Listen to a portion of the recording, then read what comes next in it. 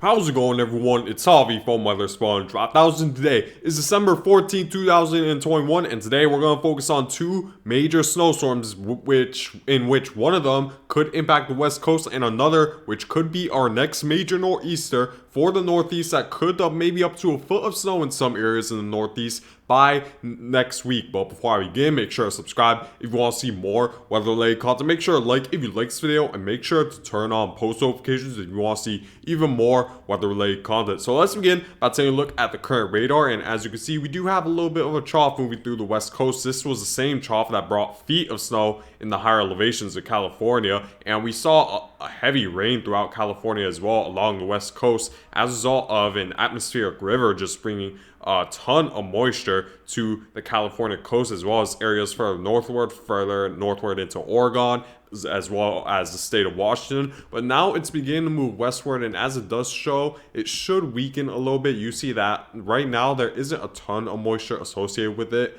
right now, because clearly it has lost connection with the Pacific Ocean, so there isn't as much water vapor condensing in the atmosphere. But you see, we are still seeing heavy rain through Las Vegas, and even in the higher elevations just to the west of Las Vegas, we're seeing heavy snowfall, and this is extending further northward as well, and we're seeing heavier rain towards Salt Lake City as well. But as this moves further westward, we shouldn't see much snow in the lower elevated areas, such as maybe Denver, where most likely we should see the heaviest snow in the right around the Rocky Mountains, and not necessarily in areas that are at a lower elevation. So it shouldn't impact a large population of people, but it's still something to keep in mind as this heads further westward. What will be the focus in this video are the next two major snowstorms, one that's going to impact the West Coast and another that's going to impact the Northeast. So let's first begin by taking a look at what's going to happen with this next Northeast snowstorm that may occur,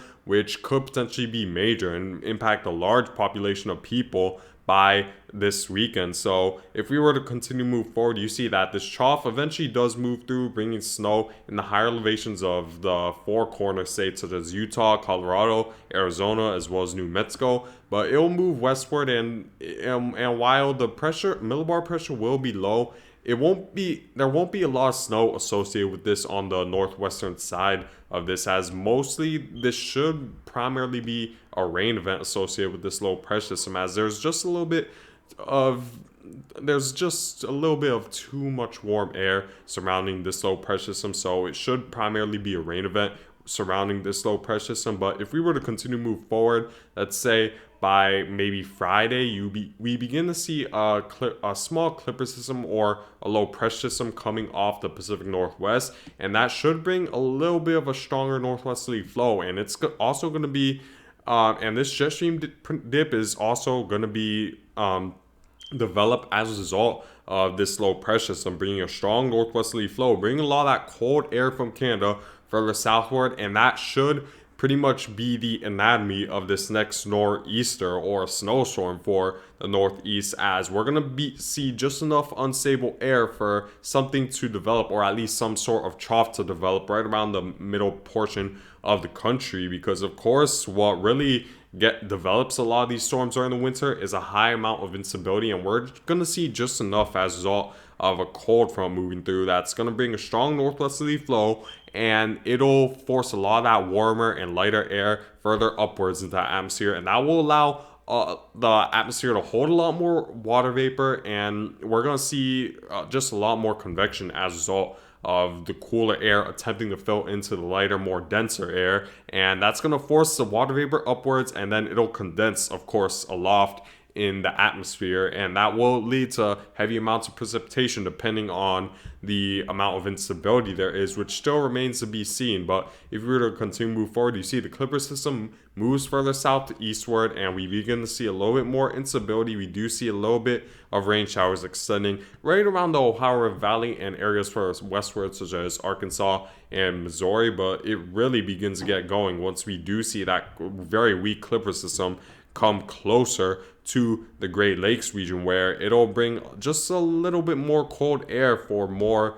of an unstable environment to develop right around this region, for this area of showers to develop into a fully fledged trough that will bring our next snowstorm to the Northeast if we are continuing to move forward. You see that the trough does develop at a gradual pace, dropping down to 1,004 millibars, and it does bring a decent amount of snow throughout the Northeast. So in this run, it's primarily impacting the northern portions of the Northeast, such as upstate New York, but even cities such as Boston is getting involved, and a lot of Massachusetts, New Hampshire, and Vermont is getting involved in this, and we're seeing Maine getting involved as well, such as Portland, Maine is getting involved, and Bangor, Maine will need to pay close attention to this.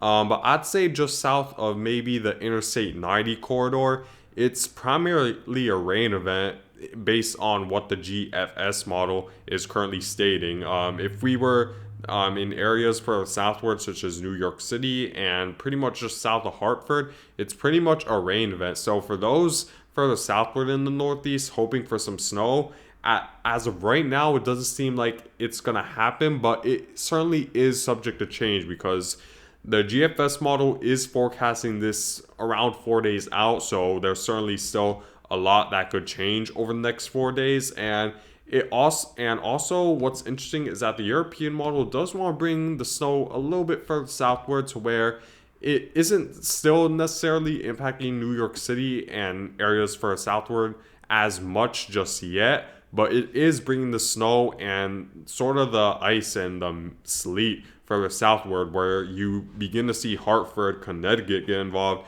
and we do see Boston, Massachusetts get involved with some heavier bands of snow as well. But just south of maybe the Interstate 84 corridor, we do see that it's still a rain event. So the snow is in this case still ways away from the New York City area, but we need to remember that any small differences in the forecast can make a major difference in terms of what type of impacts you experience when it comes to winter weather. So you don't necessarily want to keep your guard down just yet if you're maybe right around the New York City area, because there's certainly that possibility you could see a trajectory for southward to where it does impact New York City. But as of right now, the current consensus is that both of the main computer models, the European model and the GFS model, are taking a major snowstorm to the northern portions of the Northeast, and they're both taking a very similar trajectory, very similar snowfall accumulation, and very similar area where it's taking the heaviest snowfall. There certainly are some differences because, like I just showed you, the European wants to bring the snow a little bit further southward, but as of right now, it seems like the two computer models are very identical, and that's very good. That's something we want to see because it gives us more confidence with the forecast. We need to see if this holds up over the next 4 days. The computer models are certainly subject to change between now and 4 days from now, so we need to wait and see if this holds up. But as of right now, I'd say you should pretty much expect a pretty major snowstorm for the northern portion of the Northeast, where Boston could get involved and Albany will likely get involved, as well as New Hampshire, Vermont, as well as Maine. I'd say it's more likely than not you will experience a snowstorm. There might be that possibility that maybe you don't get as much snow as anticipated or it isn't major, but I'd say more likely that it's pretty much guaranteed, that you'll experience at least some sort of snowfall right around the interior Northeast. So you need to prepare in that case. What becomes a little bit more uncertain is how far south or north the low pressure will move, because if it moves a little bit further southward, then New York City could get involved. But if this moves a little bit more northward, then not only New York City won't get involved, but Boston, it might just be a rain event for you guys as well. So this is definitely something we need to keep a close eye on. And now you're wondering, what type of snowfall should I expect depending on based on the forecast right now? So if we were to take a look at the European model's forecast with this snowstorm, if we were to move right around the 5-day mark, we do see a large area of 3-6 inches of snow. And what's interesting is that right around the Massachusetts area is where the heaviest snow is falling, where you see that in the European model's case, it's bringing a good area of maybe 6 to 10 inches throughout Massachusetts. And Boston is involved in this as well, where they're receiving right around 5 to 6 inches of snow. And if we were to continue to move a little southward, even Hartford's getting involved right around 3 to 6 to maybe 1 to 3 inches. And Like I said, while New York City isn't necessarily involved, it's pretty much right there, not very far from the snow. So any small differences, maybe a trajectory for a southward, would bring snow for you guys. But you see a lot upstate New York is getting involved with 3 to 6 inches. New Hampshire, Vermont, and Maine is getting involved with 3 to 6 inches. But what's interesting is that the heaviest snow is further southward, right around Massachusetts. So you need to pay close attention to that. And because over 6 inches of snow is considered a major snowstorm, and even 3 to 6 inches could cause a lot of problems, because I've seen snowstorms that only dump 6 inches. So bring extreme problems on the roads. So you don't want to underestimate something just because it might not necessarily be the heaviest snowstorm you ever seen. Because again, 3 to 6 inches could cause problems on the road. I've even seen snowstorms that only brought 1 to 3 inches of snow cause major havoc on the road. So you need to pay close attention to that. If we were to take a look at what the GFS model is saying regarding this upcoming snowstorm, if we were to move forward right around the 5-day mark, you're going to see that the GFS model also wants to bring even heavier amount of snowfall than the the European model. You're going to, so if I were to show you, look at that. We're seeing close to a foot of snow in a lot of New Hampshire and Vermont, as well as New York, and extending into Maine as well, where you're seeing maybe close to a foot of snow right there. And it's definitely different from the snowfall accumulation the European model is stating, because while the European model wants to maximize snow right around Massachusetts, the GFS model is leaning more towards the heaviest snow to be further northward, and it would be heavier in the GFS model's case, where where the GFS computer model is expecting close to a foot of snow. And you see that in this scenario, Hartford, Connecticut is not getting involved. It's pretty much completely missing out on accumulating snowfall. And New York City is pretty much far from receiving accumulating snowfall in this scenario. So we're going to need to pay close attention and see which computer model is the correct one. If the snowfall were to be for southward, then areas should expect the heavier snowfall for the southward. So you need to pay close attention to this pretty much all throughout the Northeast, because I'd say a major snowstorm is pretty much likely. It really depends on where exactly we'll see the heaviest snowfall, and if the GFS model and the European model still hold up their forecasts over the next 4 days. Because while they're both agreeing in terms of bringing some sort of major snowstorm in a very similar area, there's still small differences that could make a big difference in your forecast, and they are certainly still subject to change over the next several days. So you need to keep that in mind throughout the Northeast. What really will determine how much snow you receive is how much, of course, instability there is. We need to see a strong enough northwesterly flow associated with this current low pressure system that's currently along the west coast to see how much unstable air there will really be right around the Midwest to really create a area of very strong convection for this storm to really develop into its max potential or into its max strength, because that will really determine the rate of precipitation you receive if there's a lot more convection, and if if there's just a lot more lift in the atmosphere, because of course that will induce a faster rate of condensation, and as a result a faster rate of precipitation. So we need to wait and see how much instability there will be right around the Midwest. But now let's move on to this next West Coast snowstorm, and as you can see right off the bat here, you see the heaviest snowfall should be in the higher elevations of California, where in the GFS model's case, over the next 5 days, you see that you could receive maybe another 30 inches of snow over the next several days in the higher elevations of California, which would be very significant. But you see that in the Sierra Mountains, you're receiving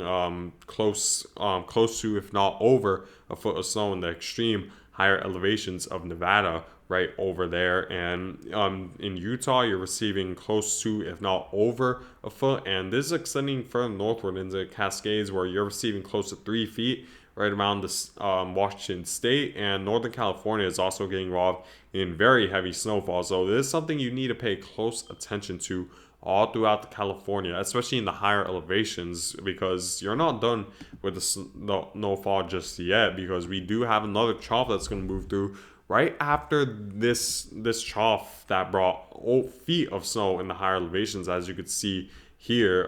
But if we were to move forward, you see that first trough eventually moves eastward, and then we see we're going to see another trough right behind it. So, and that should bring the heavier snowfall, as confidence is high with this next trough moving through the west coast, because we're only around 2 days out with the forecast. So there's a lot of confidence that we're going to see heavy snow in the higher elevations of Washington, Oregon, as well as California. So you should expect a very heavy snowfall throughout the west coast at this point, where you could receive feet, not inches, but feet of snow in the higher elevations of California. Now let's move on to the European models, where the European model is also pretty much forecasting the same thing when it comes to snowfall. It's bringing just very fast rate of precipitation throughout the west coast. You're seeing the heavy snowfall extend through Sierra Mountains, but it eventually does dissipate. It won't be necessarily as strong as this initial snowstorm, this first snowstorm you guys just experienced, but it will be strong enough to bring very large feet of snow over a large area of the United States. So this is something you want to certainly keep in mind throughout the west coast for this week. So if we were to continue to move forward with this forecast, you're going to see that the snow is just very, very heavy throughout the west coast,